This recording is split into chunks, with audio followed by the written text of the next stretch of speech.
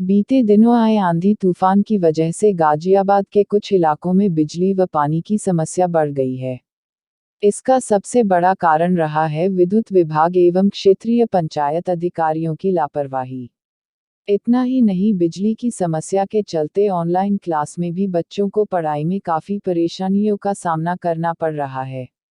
लापरवाही चाहे ग्राम पंचायत की हो चाहे नगर पंचायत की हो, पंचायत के अधिकारियों की लापरवाही की वजह से लोग पानी को भी तरस रहे हैं।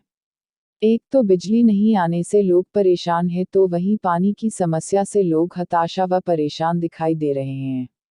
दूसरी तरफ स्थानीय निवासी महिला इमराना ने बताया कि बिजली विभाग की लापरवाही की वजह से बिजली समय पर नहीं मिल पा रही और कटौती पर कटौती होने के चलते इस पर रही भीषण गर्मी में लोग हताश व परेशान हैं। कारण है बिजली विभाग के अधिकारियों की लापरवाही। बिजली विभाग की लापरवाही भी उजागर हो रही है। वहीं बच्चों को ऑनलाइन पढ़ाई करा रही स्थानीय निवासी महिला रूबी ने कहा कि बिजली विभाग की लापरवाही की वजह से आए दिन बिजली के तार टूट जाते हैं, जिन्हें बदलने की जहमत बिजली विभाग कर्मचारी नहीं करते। उन टूटे हुए तारों को ही रिपेयर कर देते हैं, जिससे बच्चों की पढ़ाई में भी काफी दिक्कतें आ रही हैं।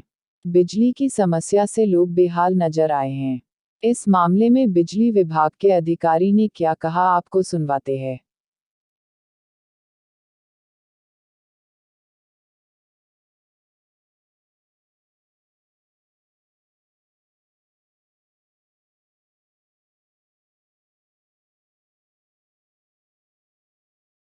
क्या नाम है आपका? इमराना। बच्चों की जो पढ़ाई चल रही है उसमें लाइट में बड़ी दिक्कत हो रही है, ऑनलाइन क्लासेस हैं, किस तरीके से देखते हैं इनको?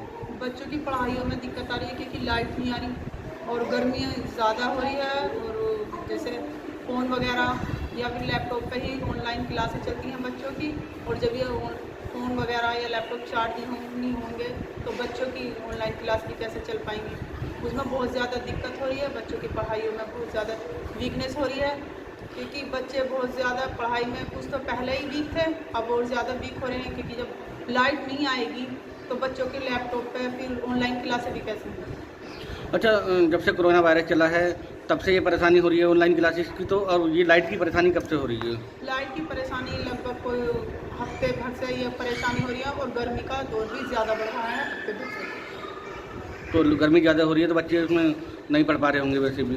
बच्चे नहीं पढ़ पा रहे, बच्चे दिक्कत ज़्यादा हो रही है। एक तो गर्मी से बच्चों की पढ़ाई नहीं होती और दूसरी जब लाइट वगैरह नहीं आती तो लैपटॉप या फ़ोन चार्ज नहीं होते, उससे भी बच्चों को दिक्कत होती है, तो फिर बच्चों की ऑनलाइन क्लास भी कैसे होंगी।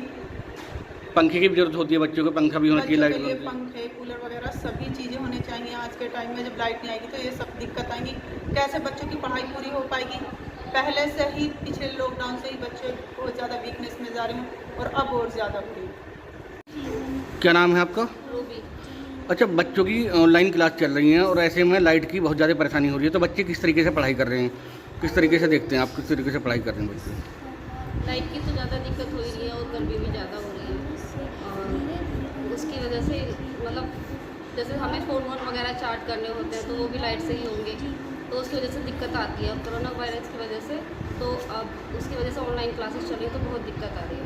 अच्छा, फ़ोन भी चार्ज करने होते होंगे और लैपटॉप भी चार्ज करने होते होंगे क्योंकि सभी की ऑनलाइन क्लासेस हैं, तो किस तरीके से उतनी लाइट आ रही है जितनी उनकी ज़रूरत होनी चाहिए? नहीं नहीं, उसी वजह से तो ज़्यादा दिक्कत हो रही है, गर्मी इतनी हो रही है और ऊपर से लाइट नहीं आती तो बच्चों को पढ़ने में बहुत दिक्कत हो रही है। अच्छा, तो कब से हो रहा है ये सबकी लाइट में जो दिक्कत आ रही है? 2-4-5 दिन से हो रहा है या पहले से हो रहा है? नहीं, अब 2-4-5 दिन से ज़्यादा हो रहा है। अच्छा सर, गाज़ियाबाद में बिजली कटौती बहुत ज़्यादा बढ़ गई है, जिससे लोगों को परेशानी हो रही है। यहाँ तक कि जो आइसोलेशन में लोग रह रहे हैं उन्हें सबसे ज़्यादा परेशानी हो रही है, और जो हाई राइज सोसाइटी में उन्हें ज़्यादा बिल देना पड़ रहा है क्योंकि डीजल से उन्हें बिजली का पे करना पड़ रहा है। देखिए, इसमें 2-3 बातें हैं। एक तो कुछ हमारा नेचुरल कैलामिटी वाली बात है। आपने खुद ही देखा है, आप यहीं के बाशिंदे हैं, कि पिछले 20-25 दिन से हर 2-3 दिन छोड़ के बड़ी तेज आंधी आ रही है। उसमें हो ये रहा है कि काफ़ी बड़े बड़े पेड़ लाइनों पे गिर जा रहे हैं। उसकी वजह से आंधी तो आधे घंटे के लिए आती है, लेकिन वो ब्रेकडाउन अटेंड करने में 8 घंटे 10 घंटे तक हम लोगों को लग जा रहे हैं। शहर में तो फिर भी ठीक है, ग्रामीण क्षेत्रों में काफ़ी समय काफ़ी हमारा डैमेज हुआ है। एक तो ये रीज़न था। दूसरा, थोड़ा सा गर्मी बढ़ी है, एसी का लोड बढ़ा है, तो जब पहली बार एकदम से लोड में वेरिएशन होता है, बढ़ता है, तो जो हमारे वीक पॉइंट्स होते हैं वो डैमेज होते हैं। उस पर वो भी एक रीज़न था, लेकिन वो चीज़ अब पूरी हो गई है। मेन ब्रेकडाउन होने का रीज़न हमारा ये जो आंधी तूफान था, उसकी वजह से होता ये है कि पब्लिक को ऐसा लगता है कि आधे घंटे के लिए तो बिजली आंधी आई थी, लेकिन बिजली बंद रही 6 घंटे 8 घंटे। उसका रीज़न ये है कि अगर कोई पेड़ टूट के लाइन पे गिर गया है तो उसमें डेफिनेटली उसको फिर पेड़ को काट के हटाना, फिर लाइन को पूरा सैक करना, फिर उसको टेस्ट करना, फिर उसको चार्ज करने में टाइम लग जाता है। मेन रीज़न यही है।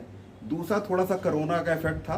हमारे ऑफिसर्स या मैं स्वयं बहुत ज़्यादा फील्ड में नहीं निकल रहा था, लेकिन पिछले 3-4 दिन से मैं लगातार फील्ड में जा रहा हूँ, सब स्टेशन पे जा रहा हूँ।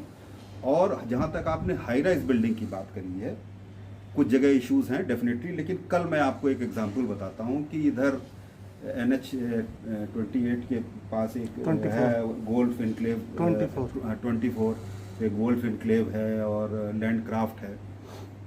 वहाँ पे काफ़ी डिस्टरबेंस हो रहा था। वहाँ पे हुआ ये था कि जो बिल्डर था वो जानबूझ के उनको अपने रेजिडेंट्स को गलत बता रहा था।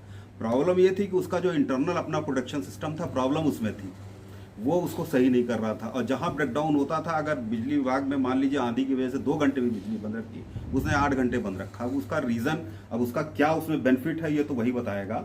लेकिन कल हमारे एक्सीएन साहब वगैरह गए थे वहाँ पे, एक्सीएन 9th वहाँ पे गए थे, एक्सीएन टेस्ट उन्होंने पूरे उस जो हमारा काम नहीं है, इंटरनल सिस्टम जो भी इलेक्ट्रिकल सिस्टम प्रोटेक्शन लगाता है वो काम RWA या बिल्डर जिसका है उसका होता है।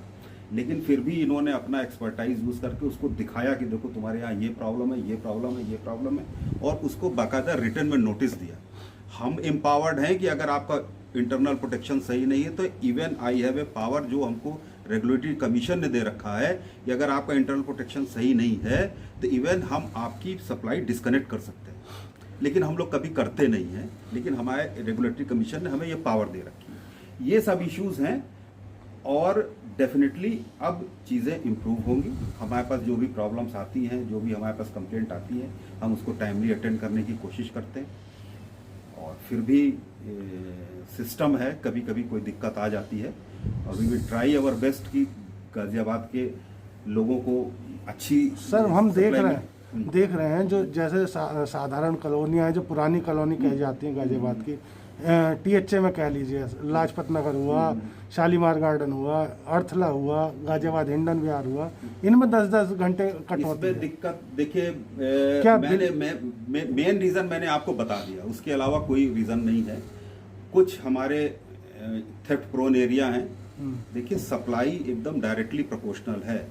जहाँ पे थेफ्ट वगैरह के कटिया लगने के चांसेस ज़्यादा होंगे वहाँ सप्लाई खराब होगी। उसके लिए भी हमने कल ही OM किया है।